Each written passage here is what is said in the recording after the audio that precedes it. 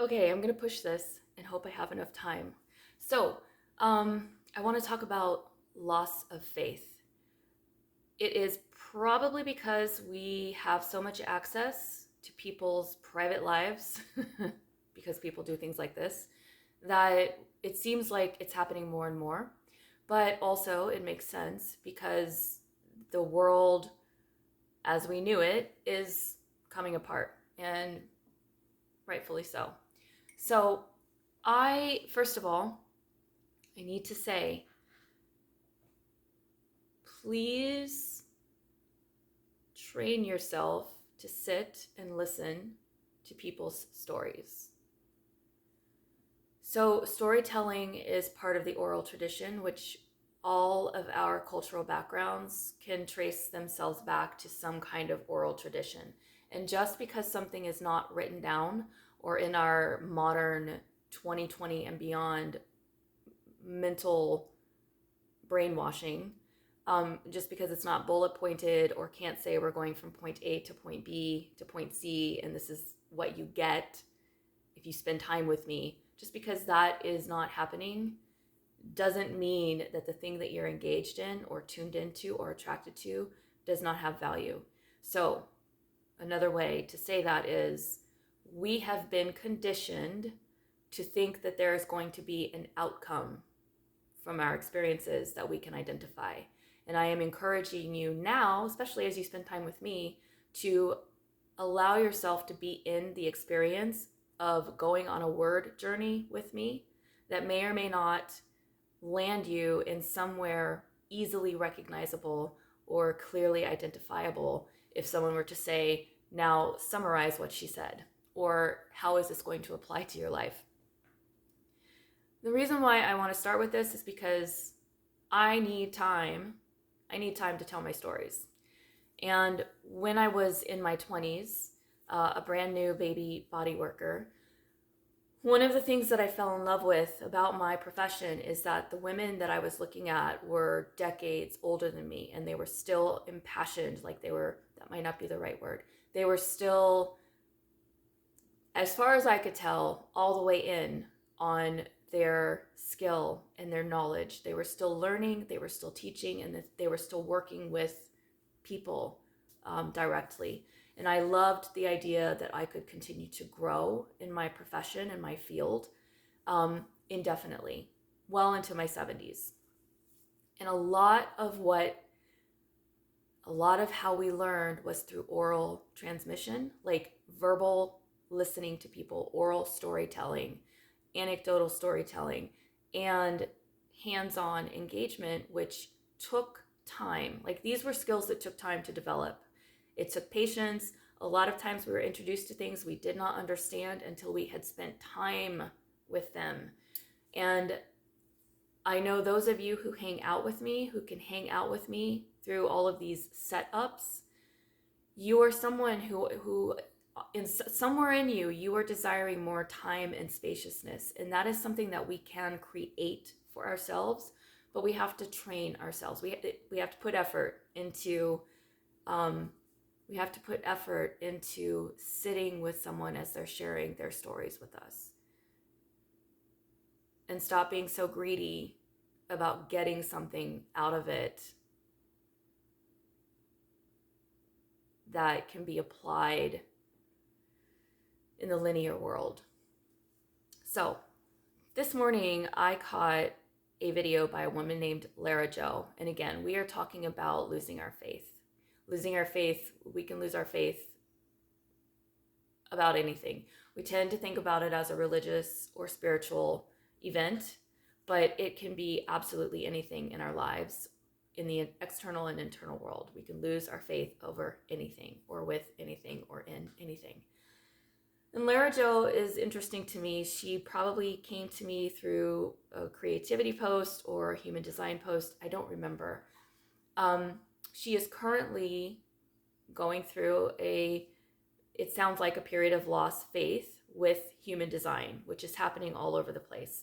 And I wanted to talk about a couple of things, like aspects or perspectives on this. I don't know if it's increasing.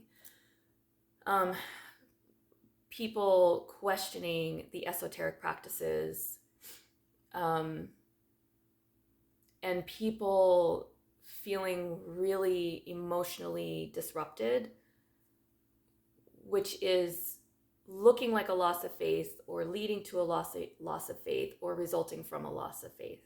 And if you find yourself somewhere in there, take notes. First of all, I want to normalize losing our faith. It is something that has been happening in humanity from the beginning of our story. We have, and how do I know this?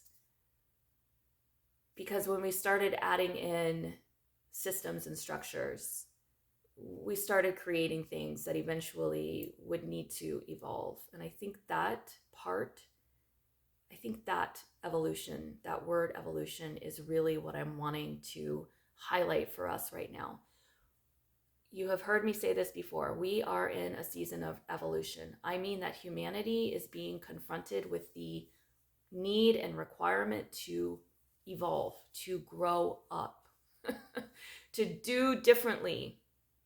And evolution is, like, I think if we get to witness it as we do, just think about what has to happen when we realize that we need to move from one place to another. So let's just keep it real mundane and just imagine for a moment what it would require of you to move from wherever you're currently living to a completely different culture. Let's not even let you move within the city, okay? We could do that, but let's talk about evolution. Evolution is, it's a change. It's a change in the way a thing works. It's a change in the way a thing relates with what's around it. Now, I can get real technical and say that I should keep you in the area because things evolve within their environment, but we're just going to use the whole globe as our environment. It's really hard. If you have ever moved, and I know there are some of you out there who haven't moved from where you've lived in the same place all your life, and that is so astonishing to me. I did not grow up that way.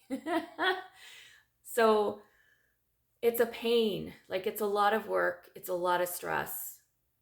There's a lot of doubt. There's a lot of desire to just stay put at certain points in the moving process. There's just like people are looking around at all the boxes and the chaos and the things that need to be closed out and the things that need to be signed and the things that need to be figured out before you arrive and figured out before you leave. Like, there is a lot of chaos and a lot of stress, and people hit a point where they're like, I just don't fucking want to go. Are you kidding me? I'm going to stay right where I am. But for whatever reason, that's not the choice that's actually available. I believe that in a less obvious way, losing our faith in something is a test of like some kind of evolutionary urge. Whether the relationship, the immediate relationship with our body needs to evolve, or the relationship with the other person that we're involved, like near, needs to evolve. There's some sort of drive, push, pull for a change in the way that we relate with that thing, or what that thing might represent in the bigger sense. So I'm going to tell you a little bit about my story. When I got into body work and was looking around at my teachers, one of the things that I fell in love with was that it looked like I could be in that career until my 70s or so. I saw women decades older than me traveling around, learning new skills, teaching what they'd learned and developed over the course of a career, and still doing the hands-on work, high touch, high intensity level work. And I don't necessarily mean like high velocity chiropractic, but like some really deeply connecting work for some of the women that I really started learning from. So I just thought I was going to be in that field forever. And I added a lot of tools and modalities and certifications to my work because I realized that the people that I worked with, the people who would come to my table, they needed skills that they could use outside in their daily life. So I trained in several meditation practices, and I became certified as a nutritional counselor. I studied a lot of different energetic modalities, and I really fell in love with ancestral practices, what I call ancestral practices. So, Ayurvedic practices for the body and Ayurvedic herbal medicine, which I loved. Another time, we'll get into that. And I spent several years studying with Lomi Lomi teachers, and I fell in love with the spiritual practice of that tradition. What I'm saying is, I loved my work. I loved it. And I did good work. And I thought I'd be there forever. And that first decade, I was going hard, like had my own practice, and I was traveling around and learning things, and it was wonderful. Somewhere in that second decade, I continued to add tools to my kit. I settled in myself as a practitioner, started developing confidence and things like this. But also at the same time, something in me started speaking up about we need to find new avenues, and I didn't know what they were. And I spent a little over 20 years in that profession, sorry. And by this time I had added things like tarot studies and astrology, and I had been teaching classes and doing readings for people.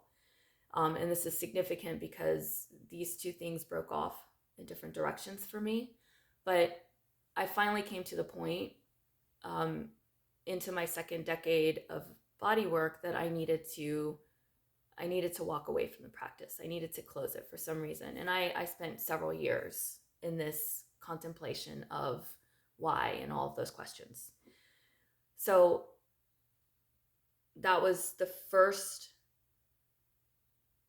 step that I took towards this disintegration. I was very integrated. I was very whole when I was doing all that, but it had come to an end. It had come to completion is what I felt. It was very hard to leave as well. And that'll be another story. But I want to talk about the astrology and the tarot piece because this relates more closely with what Lara Jo is talking about. I was fascinated by astrology and tarot because I grew up being trained on symbolism.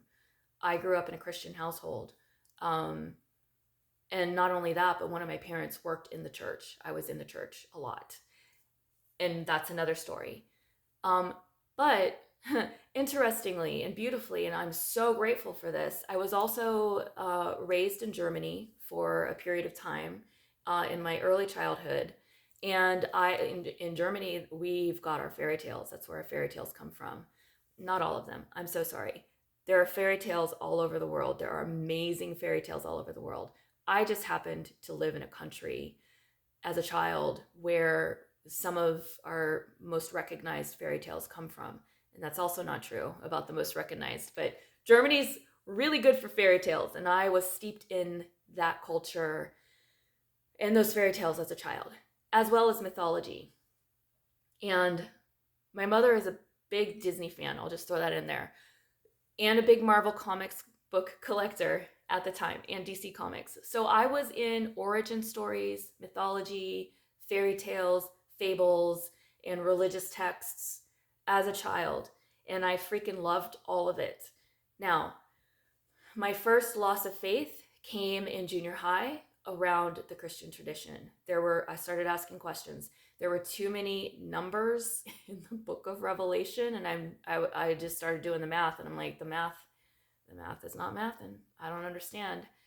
And I was not encouraged to ask questions. So I took all of that inward and spent the next many, many years struggling with my belief and what eventually became my loss of faith. So that was my first loss of faith. It was the traditional religious loss of faith.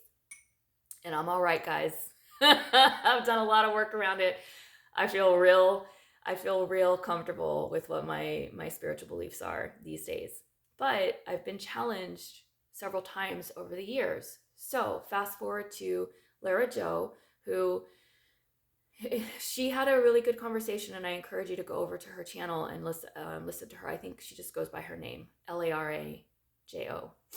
And she is currently in this season of life where it sounds like she's struggling to figure out what to do for money, which is what so much of us, which is what makes the loss of faith struggle so much more difficult for many of us. And I think that amps up the anxiety when we have to figure out how to keep our lives functioning while we're in this crisis, because the loss of faith is crisis. We are faced with the I'm going to call it the reality that we don't believe in something that used to be our anchor, or the entire house that we lived in, metaphorically. Gotta take some coffee here. My favorite coffee, by the way, comes from this amazing restaurant in Detroit, Michigan. I'm going to have to put it in the notes. You guys know I don't put anything in the show notes. It's like I have to go back and do my homework. It's a West African restaurant, rated the best West African restaurant in Detroit. If you look it up, you'll find them. And I'll make another note to put more notes in the information that I'm not going to. Anyway, so this is this is what I want to say. Oh my gosh. I promise you. Did I already tell the story about how as a young body worker, we in my 20s and 30s, I would go on retreat, and part of the experience was sitting in circle with people, leaders who were telling their life story. They would tell pieces of stories, and that's how we learned. Oral tradition is based on that, storytelling as the way of helping people learn, or the way of initiating people into an experience. This is why at the beginning I asked you to just go on this ride with me. You'll go somewhere, and where you go is not necessarily where I might have thought I was taking you. When we listen, when we tune in to the world, Spirit is able to deliver information to us through what we're experiencing if we have the patience to sit there and be in the experience. Okay, so I had a loss of faith in tarot and astrology. And there may be some of you out there who are like, well, that's no loss. You might have religious beliefs that prohibit you from having anything to do with these traditions. That is how I was raised initially. And you might have a very linear scientific brain, although science is very spiritual if we let it be. Like in the original expression of science, people were like asking questions of the great creation. Like it wasn't this sterile stuff that it's become. So back on track. I started asking questions because the symbols didn't seem to match my experience anymore. I really started questioning the archetypes especially, the way that we described. So when it comes to astrology,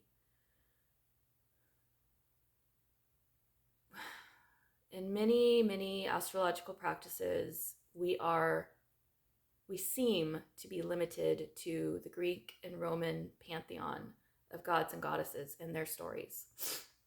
And even though I grew up loving those stories, the place that I had arrived to in my life was demanding different stories. I didn't necessarily know this in the beginning. I just knew it does not feel resonant for me anymore to talk about the Empress in this way, or to talk about Pisces in this way. I don't feel good sharing this information with someone about how it might relate with them when I feel like I need a bigger story, a more expansive story, that I need to be able to express myself as a whatever with a bigger range. So I can say this on this side of it because I have been many years out. This all started for me around 2017. So when I come across someone who has had a falling out with their esoteric practices or their occulted practices, and I put that word in there deliberately because I really love the etymology of words, the origin of words, the actual meaning of words. And I got that as a young one, sitting in the back of the church, struggling because it was a requirement that I go. And at this point, I was like, I don't believe, but I can't say anything. But I would read the book of Revelation, and then I would go back and read through all the other books over and over and over again as a way of passing time. But I learned to define the words that were in that book. That's how I fell in love with etymology, word origins. And occult means something that is hidden or covered. It does not mean something wicked or, these things that we're trained, conditioned to believe. So the moon can be occulted on a cloudy night. The moon can be occulted.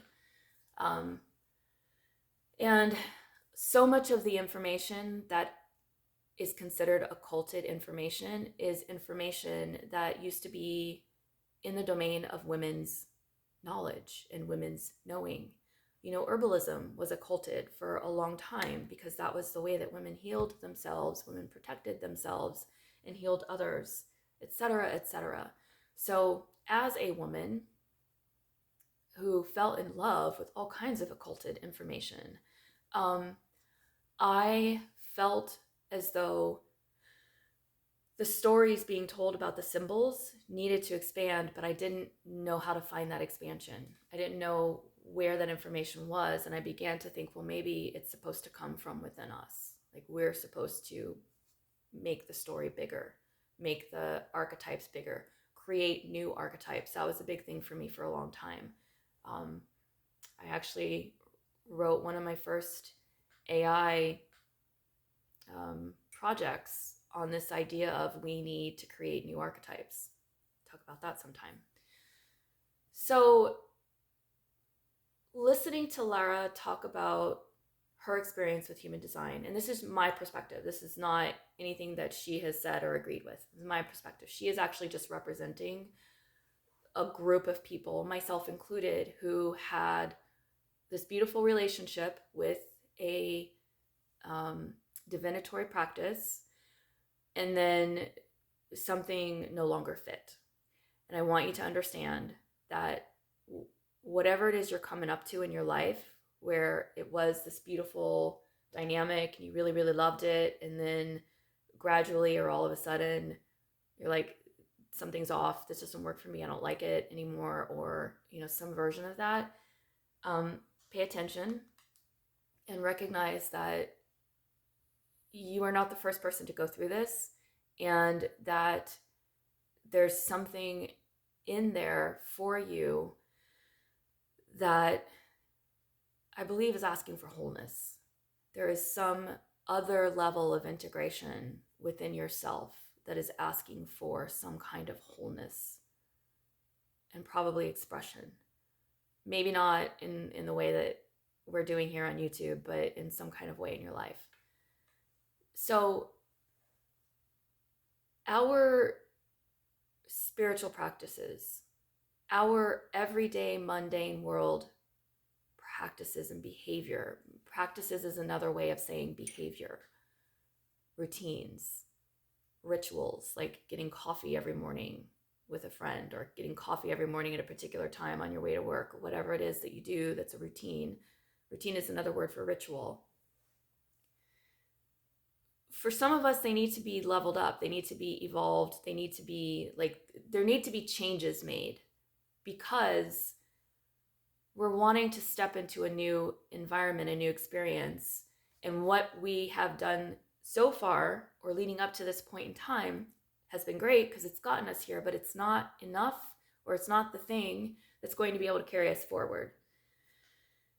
And something that caught me about Lara's video, and I think this is what I really wanted to acknowledge, is that a lot of people are feeling distress because what is naturally occurring is something within our system, something within our spirit, something within our psychology that is saying, I'm not interested in playing this world game that way anymore, but I don't know what the new thing is. And this is what I keep saying over and over again. We are in a season of evolution. That's what it means. That thing back there or standing right next to me, because most of us are still in, the world that we have known isn't worked for us for so many reasons. Like, just look out there at all the things going on that we have said all of our lives, no more, no more of this, no more of that. Why do I have to do this? Why is it like that? It's always been that way. All that language is up for review. And a lot of it can't survive if we actually want to be healthy and thrive in the future, but we haven't figured out individually and collectively what the new things are and how to build them. I think it's really the how to build them. So, if you find yourself in a period of loss of faith, you are not alone in the history of humanity. And your loss of faith, that process, that experience that is for you, will most likely contribute most definitely to yourself in the next layer of your life. And it will probably also contribute to someone else. It will give you some kind of understanding, compassion, complexity that will help you show up in some kind of way for someone else down the road. That's one thing. Loss of faith in the way that we were in relation with things, because that's really what it is. Our relationship with the thing is changing. That's a process. It's a difficult process. It's a lonely process, but it's still a process. You can work your way through it. So please keep that in mind as well. How you work your way through it, lots of different ways. And maybe in a different video, we can talk about that. But I think I'm just going to wrap it up by saying we can normalize being in the experience of losing our faith with a thing, a person, place, or thing. And in this season of the human story, it does not surprise me that more and more people are experiencing this crisis of a loss of faith in whatever it is. And understand that experience of a loss of faith is another part of the human experience, and that you can move through it. It may take years. It takes years for some people. For other people, it can be a very quick process, like whatever quick is to you. Okay? I'm going to come back in, and now that I've said all of this and taken this much time to do it, now I can go back through and pull out pieces of it and maybe go a little more deeper with those pieces. So thank you so much for hanging in there and letting me get this out in this way. And we'll continue to work with it in future recordings. All right, guys, thanks.